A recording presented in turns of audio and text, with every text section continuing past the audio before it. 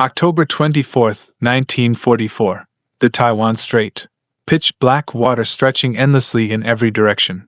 And somewhere beneath those dark waves, 80 men were about to experience something no submariner ever wants to face: being hunted by their own weapon. What happened next would become one of the most incredible survival stories in naval history. A tale of heroism, tragedy, and the thin line between life and death at the bottom of the ocean. The USS Tang had a reputation. By late 1944, she was already a legend among the submarine fleet prowling the Pacific. Under the command of Commander Richard O'Kane, the Tang had become the most successful American submarine of World War II, sinking more enemy ships than any other boat in the fleet. 24 Japanese vessels had met their end thanks to Tang's torpedoes. Her crew was seasoned, her commander was fearless, and her luck seemed inexhaustible. But on this moonless night, that luck was about to run out in the most catastrophic way imaginable. The mission had started like so many others. Tang had departed Pearl Harbor on her 5th war patrol, heading into the dangerous waters near Formosa, now known as Taiwan. These were enemy-controlled seas, thick with Japanese convoys desperately trying to keep their empire supplied as American forces closed in from every direction. O'Kane had a hunter's instinct, and he'd positioned Tang perfectly. His crew had already spent several days stalking targets, firing spreads of torpedoes, watching enemy ships explode and sink beneath the waves. They were good at this. Too good, perhaps. Success breeds confidence, and confidence can make you careless. The night of October 24th brought another opportunity. Tang's radar had picked up a convoy, and O'Kane maneuvered his submarine into attack position.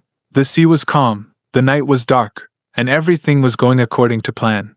Tang had already fired most of her torpedoes during earlier engagements, but she still had enough left for one more attack. O'Kane brought the submarine to periscope depth, studying the enemy ships through the lens as his fire control team calculated angles, speeds, and distances.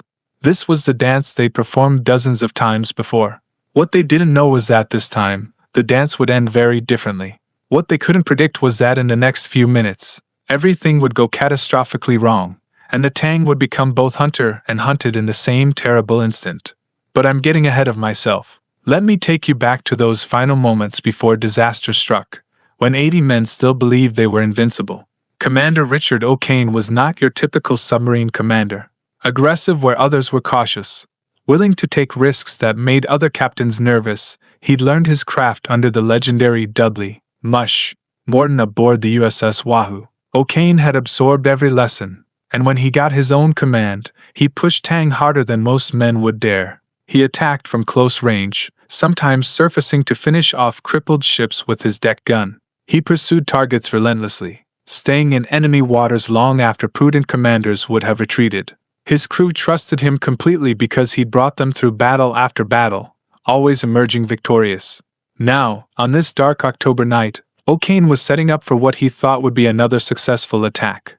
Tang had surfaced, running on her diesel engines, using the darkness as cover. Through his binoculars, O'Kane could see the shapes of Japanese vessels, their silhouettes dark against the slightly lighter horizon. He ordered the torpedo tubes prepared. Down in the forward torpedo room, sailors loaded the deadly fish into the tubes, checking mechanisms, setting depths and speeds. These were Mark 18 torpedoes, electric models that left no wake of bubbles to give away the submarine's position. Silent, deadly, and usually reliable. Usually. The first torpedoes launched perfectly. Tang shuddered slightly as compressed air pushed the weapons out of their tubes and into the black water. The fire control team tracked their progress, counting seconds, waiting for the explosions that would signal hits on enemy ships. And the hits came. Distant booms rolled across the water as Japanese vessels took Tang's torpedoes amidships, their hulls splitting open, fires erupting into the night sky. It was textbook perfect. O'Kane allowed himself a moment of satisfaction. Just a few more torpedoes, and they could turn for home. Another successful patrol completed. That's when everything went wrong. Tang fired her 23rd torpedo of the patrol. The weapon left the tube smoothly, and for a moment, everything seemed normal. But then someone on the bridge noticed something that made their blood run cold. The torpedo's wake was curving. Instead of running straight toward the enemy convoy, the weapon was turning back toward Tang. "Torpedo running circular!" someone shouted.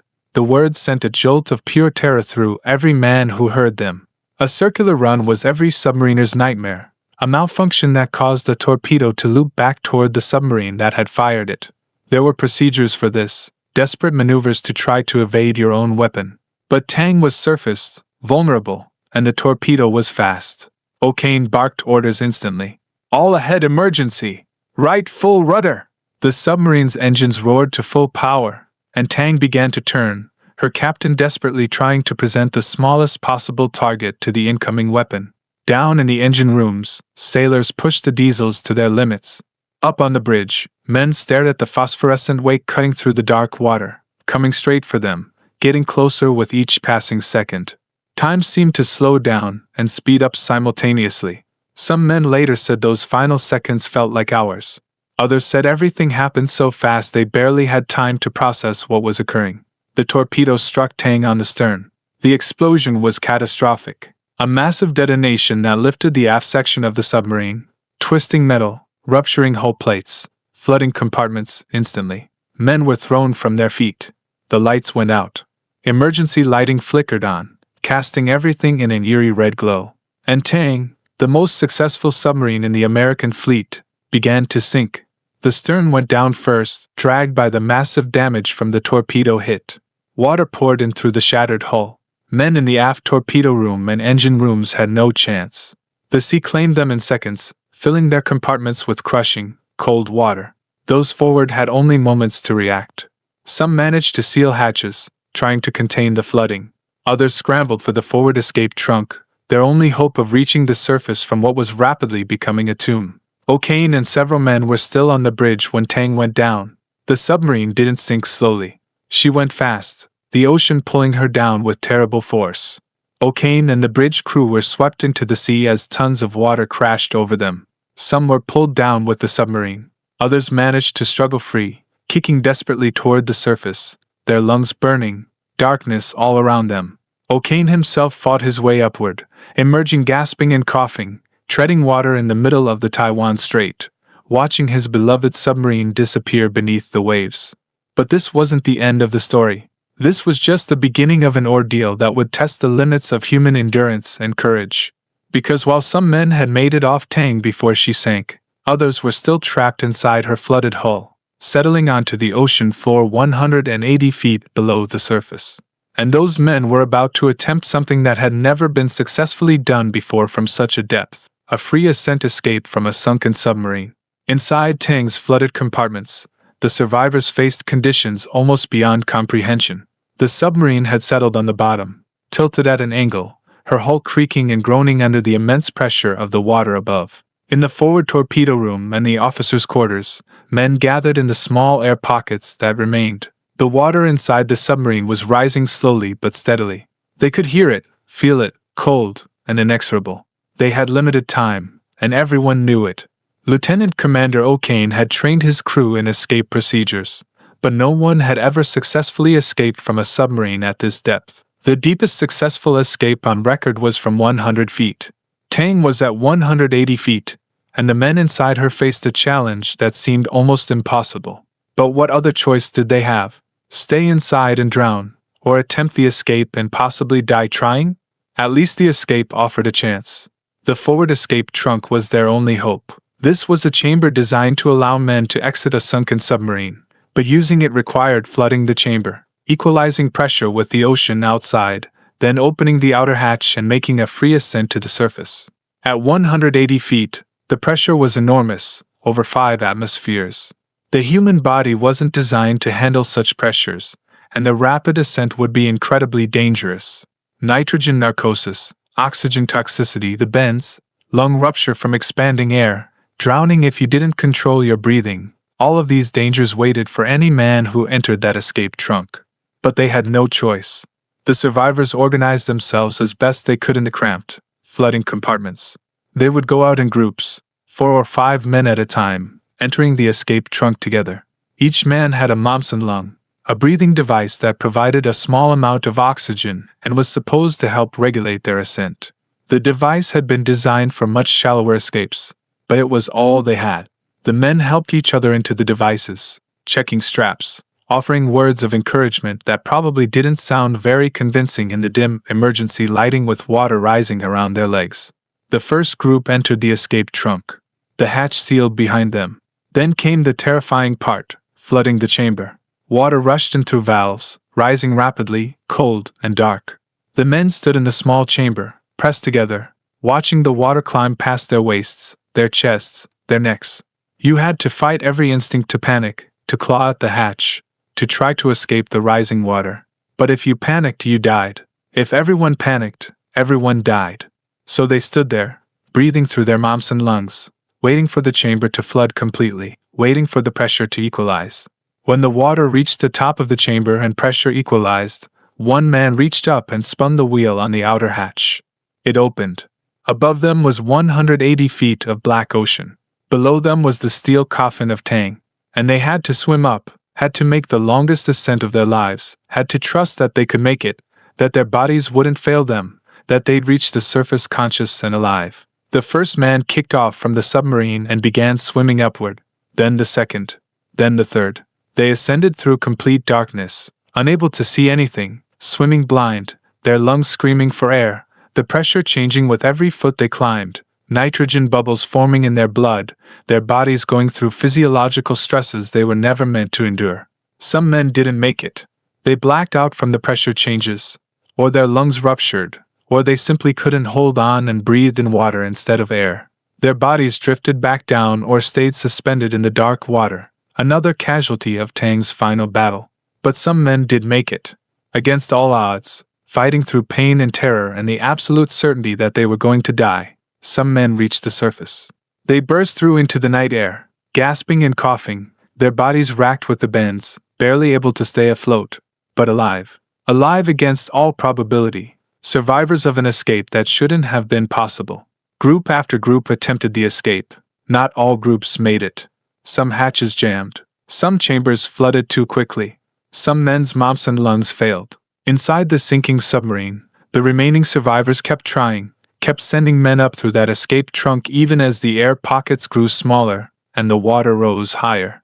It was an act of collective courage almost beyond description. Men helping each other into the escape trunk knowing they might not make it themselves, knowing each group that left reduced the chances for those who remained. Meanwhile, on the surface, the survivors faced their own desperate struggle. They were floating in the middle of the Taiwan Strait, in enemy-controlled waters, in the middle of the night. Some were badly injured from the explosion or the escape. All were suffering from the effects of deep water exposure and rapid decompression. And they were not alone. Japanese escorts from the convoy Tang had been attacking were searching the area, looking for survivors to capture or kill. O'Kane and several other bridge survivors clung to debris, trying to stay afloat, trying to stay together. They could hear the Japanese ships nearby, see searchlights cutting across the water. They tried to remain quiet, tried not to attract attention, but they were exhausted, injured, barely able to keep their heads above water. One by one, Japanese vessels picked up survivors from the water. O'Kane was among them, pulled unconscious from the sea by Japanese sailors who had no idea they just captured the most successful submarine commander in the American Navy. Of the 87 men aboard USS Tang when she went down, only 9 survived. 9 men out of 87. Commander O'Kane and 8 of his crew. They were taken prisoner by the Japanese, and the ordeal they'd survived in the water was just the beginning of another ordeal that would last until the war's end. They were interrogated, imprisoned, moved from camp to camp, subjected to the brutal conditions of Japanese POW camps. Some survived the war. Some didn't. But they'd already survived something almost no one else had, the sinking of their own submarine by their own torpedo, and an escape from depths that should have been impossible. The loss of Tang was classified for security reasons. Families of the crew were told their loved ones were missing, presumed lost at sea, but the details remained secret. It wasn't until after the war, when the survivors were liberated and could tell their story, that the full truth emerged. The investigation that followed tried to determine exactly what caused that final torpedo to malfunction. The most likely explanation was a mechanical failure in the torpedo's gyroscope or steering mechanism, combined with possibly defective depth settings that caused the weapon to run shallower than intended, bringing it back to the surface where it could turn. The Mark 18 electric torpedo had a history of problems, and Tang's final shot was just one more tragic example.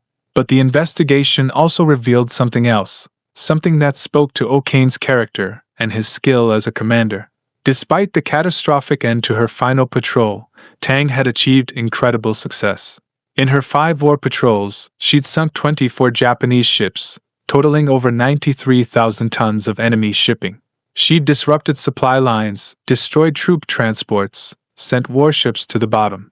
O'Kane himself was awarded the Medal of Honor for his actions during Tang's final patrol, including his attempts to save his crew after the submarine was hit. Of the 9 survivors, 5 received Navy crosses, the second highest military decoration for valor. The story of USS Tang became legendary in submarine circles, a cautionary tale about the dangers of circular torpedo runs, but also a story of incredible bravery and survival against impossible odds. Those men who escaped from 180 feet down proved that human endurance could exceed every theoretical limitation when survival was at stake. They'd done something that the Navy's own escape training said was impossible. And they'd done it not once but multiple times as group after group made that desperate ascent through the black water. What makes this story even more poignant is thinking about what those final moments must have been like for the men who didn't make it out. The sailors trapped in the aft compartments when the torpedo hit, who died instantly in the explosion. The men who made it into the escape trunk but whose bodies couldn't handle the pressure changes. The sailors who waited their turn for the escape trunk, helping others get out, knowing the air was running out, knowing their chances were getting slimmer with each passing minute. Every one of them was a volunteer. Every one had chosen submarine service knowing the risks. And every one faced death with a courage that's hard to fully comprehend. Commander O'Kane survived the war and returned home to a hero's welcome, though he rarely spoke about Tang's final patrol or the ordeal that followed. How do you talk about losing 78 men under your command? How do you process surviving when so many others didn't? O'Kane went on to serve in the Navy after the war, but Tang was the defining chapter of his career, the boat that made his reputation and the boat that broke his heart. The wreck of USS Tang still lies on the bottom of the Taiwan Strait, 180 feet down, her hull broken but her story preserved. She's a war grave now, the final resting place for 78 American sailors who never came home. The Navy has designated the wreck site as a protected monument, and it's illegal to disturb or salvage anything from the submarine. Tang sits there in the darkness, slowly being reclaimed by the ocean, but never forgotten. There's something almost mythological about Tang's story, about a submarine destroyed by its own weapon, about men escaping from impossible depths, about survival and sacrifice and the price of war.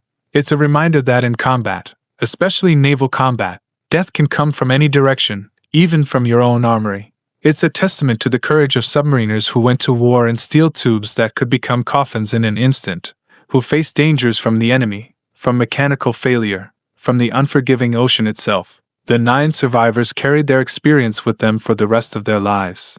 Some talked about it, some never did. All of them bore the weight of being alive when so many shipmates died. Survivors' guilt is real, especially in military service. Especially in situations where survival came down to luck and timing rather than anything you could control. Why did those 9 men survive when 78 others didn't? There's no good answer to that question, no satisfying explanation. It was chaos, it was chance, it was physics and physiology and 1,000 tiny factors that determined who lived and who died. But what we can say with certainty is that every man aboard Tang that night was a hero. The ones who died fighting to save their ship. The ones who died helping others escape. The ones who made it to the surface only to die from their injuries or exposure. The ones who survived the escape and the imprisonment that followed. And Commander O'Kane, who led them all, who survived to tell their story, who carried the burden of command and loss for the rest of his life. The submarine service has always been called the silent service, and there's truth to that. Submarines operate in secrecy, their missions often classified, their crews unknown to the public. But sometimes, rarely, a story emerges that captures the essence of what submariners face every time they dive beneath the waves. USS Tang's final patrol is one of those stories. It's a story of technological warfare at its most unforgiving, where one malfunction can doom everyone aboard. It's a story of human courage in the face of certain death, of men making impossible choices in impossible circumstances. And it's a story of survival against odds that should have killed every single person aboard. Today, when submarine crews train for emergency escape procedures, Tang's story is part of their education. The techniques those men used, the lessons learned from their desperate ascent from 180 feet down, those lessons have saved lives in subsequent submarine accidents. Tang's survivors didn't just save themselves that night. They provided knowledge that would help future generations of submariners. Their ordeal, as terrible as it was, had meaning beyond their own survival. The ocean keeps many secrets, but Tang's story refuses to stay buried. It surfaces again and again, retold in books and documentaries, studied in military academies, remembered in veteran halls and naval museums. The submarine that wouldn't sink, they call her sometimes, because even though she went down, her story and her legacy remained afloat. Even though most of her crew perished, their courage and sacrifice lived on.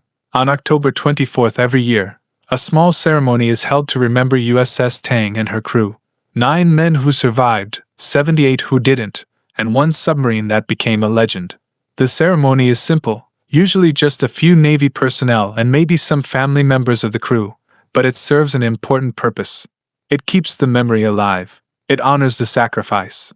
It reminds us that freedom, especially in wartime, comes at a terrible price, paid by young men who volunteered to serve in the most dangerous branch of the most dangerous service. The story of USS Tang is ultimately a story about the price of war and the value of courage.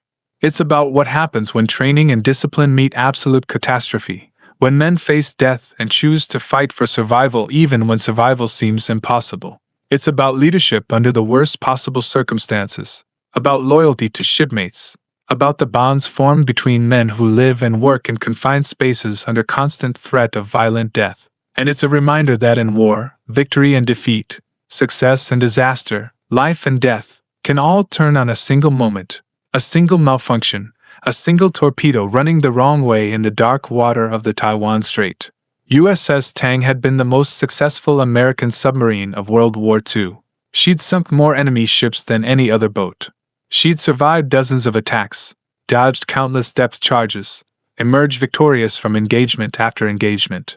But all it took was one malfunctioning torpedo, one circular run, one terrible moment of bad luck, and she was gone. The men of Tang deserve to be remembered not just for how they died, but for how they lived, how they served, and how some of them survived the unsurvivable. They were ordinary American men thrust into extraordinary circumstances, and they responded with extraordinary courage. Their story is tragedy and triumph intertwined, a testament to the complexity of war and the resilience of the human spirit. 180 feet underwater, trapped in a flooding submarine, facing certain death, men chose to fight for life. They helped each other into the escape trunk. They flooded the chamber. They opened the hatch to the black ocean above. And they swam upward through darkness and pressure and pain, swam toward a surface they couldn't see, swam on faith and will and desperate hope. Most didn't make it, but some did. And in their survival, in their refusal to give up even when giving up made perfect sense, they honored everyone who went down with Tang that October night. The submarine that wouldn't sink. It's not quite accurate, because Tang did sink, settled on the bottom of the Taiwan Strait where she remains today. But her story wouldn't sink. Her crew's courage wouldn't sink. The memory of that terrible night and the incredible survival that followed wouldn't sink. Those things rose to the surface like the 9 men who escaped, and they've stayed there ever since, floating in our collective memory, reminding us of what submariners risk every time they take their boats beneath the waves. USS Tang, SS-306. Launched 1943. Lost 1944. 24 enemy ships sunk. 5 successful war patrols. 1 catastrophic torpedo malfunction. 87 men aboard when she went down. 9 survivors.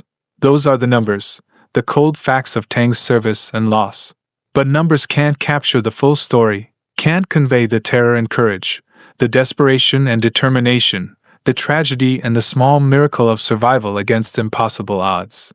So we remember Tang, not just as a submarine lost in combat, but as a symbol of everything the submarine service represents. Courage in the face of danger, skill and training pushed to their absolute limits, loyalty to shipmates and mission, the willingness to volunteer for duty that might, at any moment, trap you in a steel tomb at the bottom of the ocean. And if that happens, the determination to fight for survival even when every rational calculation says survival is impossible. The men who escaped from USS Tang that October night did something that shouldn't have worked. They survived because they refused to accept death as inevitable, because they helped each other, because they pushed their bodies beyond normal human limitations. Their story is a story of hope in the darkest circumstances, of life persisting even when death seems certain.